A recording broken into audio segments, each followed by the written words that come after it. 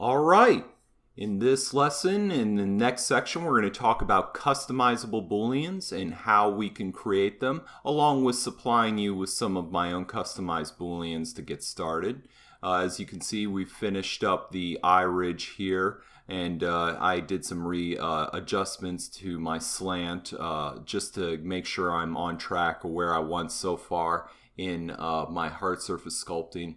So now that we've gone through that, let's go ahead and take a break from this part to construct a new modular component that will be reused across all of your sci-fi sculpting or hard surface sculpting or what have you, and that's going to be a customizable Boolean.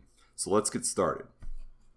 Now in this lesson, this is going to be a quick overview of just what a customizable Boolean is, what it looks like, and how it can be used in various forms. And for that, and then after that lesson, we're going to go over how to make that. Now, just a very important tidbit is that if you want, you can simply download. This is not a pre-required section you have to go through. If you want to skip this section and just take the sci-fi Boolean I give you and just move on and skip that section on, then you're welcome to do so as well. So let's go ahead and get started.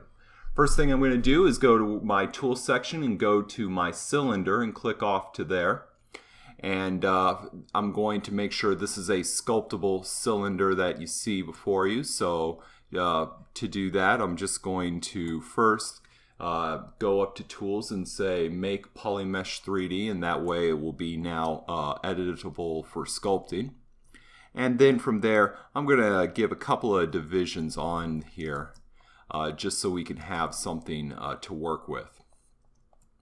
Now from this point on, let's go ahead and bring in our sci-fi Boolean that I have in the resource tab for you in Udemy. So you're going to download an OBJ file called sci-fi Boolean .obj. It should be there for you. So then you just click on open,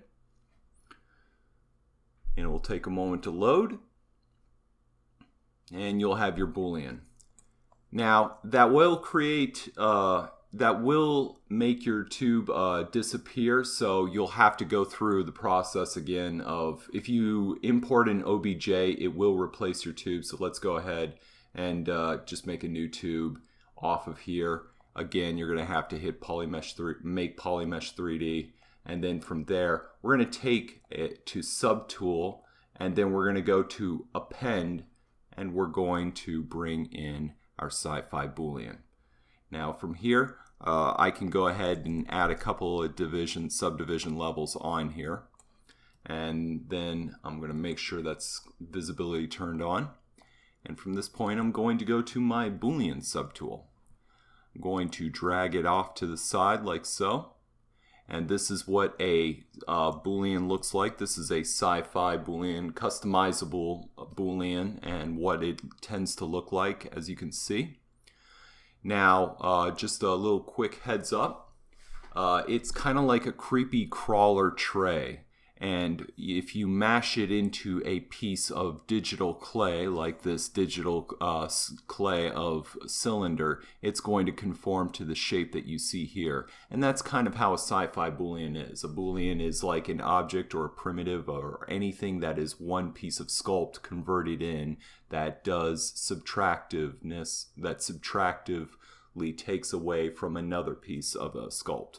So let me give you an example what that is. I'm going to go ahead and hit the R key, and I'm just going to scale this guy down. And then I'm going to hold the E key, and I'm going to rotate this around. I'm going to do the snap function when I rotate it around, so it's going to be holding shift and then rotating on the y-axis like so. So it just reads a full 180. Now from here, I'm going to go ahead and push in this piece right here, and from that point, I'm going to enable the Boolean mode of ZBrush. That means I can either do it through here in the UI menu, UI interface, or I can go to render Booleans, and go to live Booleans. Now from here, I got to take this piece, this sci-fi Boolean, and I'm going to have to go ahead and try to convert it into a Boolean itself. So that means going to the subtool, left clicking on it, and then I'm going to turn it into a Boolean by clicking that icon with the light circle intersecting with the dark circle. It's the middle icon of the three. Now your Boolean should disappear. Just hit Shift F if you lose it like that, and you'll be able to see it. You'll also be able to see it through transparency as well. So don't worry, you didn't lose it. It's just now become invisible. I'm going to keep Shift off and turn transparency off. So from here, I'm going to then do a demonstration of how this works. The first step in making your customizable Boolean work is lining it up to the surface that you want it to be. The next step is going to be turning on the brush palette and looking for your matchmaker brush, which is right here. Or the quick key is simply BMM. And then from that point, we'll just go hover your mouse to the very center, left click and drag out, and you should have the sci-fi Boolean, the customizable Boolean. I keep calling it sci-fi, but it is in its nature a customizable Boolean. Basically rearrange itself to the shape that you see here. Now from this point on, we're going to go ahead and turn on everything, and I'm going to turn visibility off or transparency off, and then wireframe off, and just simply press the W key to get my move tool activated for my sci-fi Boolean, and just push it in like so. And already you have some detail. Now from this point on, it's important to note that you may say, well, wait a minute, this is a square. Maybe I want it to conform to different shapes that may not be this. Again, this is a Boolean, meaning this is highly editable. And another way we can edit is through our trim curve. Now, I will say this much, and I'm going to emphasize this greatly. Never, ever, ever, ever use a clip curve in any way when you're editing a Boolean. Only work with trim curves and try to be as very stringent as you can with them, because a clip curve creates non-manifold edging, and non-manifold edging will give you a lot of problems going down the road when trying to do a make Boolean operation. A lot of the times it doesn't even work. And I've seen some cases where it does work with a clip curve, but I'm just letting you know right now, a clip curve has been known very often to create errors in the make Boolean operation. That's this Boolean here, where we turn the cylinder into a Boolean piece. So let me do a demonstration of that here in a sec. So I'm going to hold Control Shift. We'll give my selection tool, and I'm going to work with trim curve first. And with that said, I can now do some editing with my customizable Boolean, as you see here. And I can even go through and change the curve out to maybe a rectangle.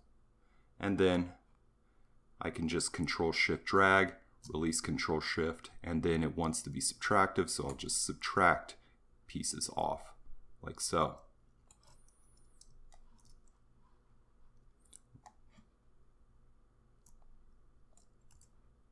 And if it's too deep, you can always just kind of bring it in like that.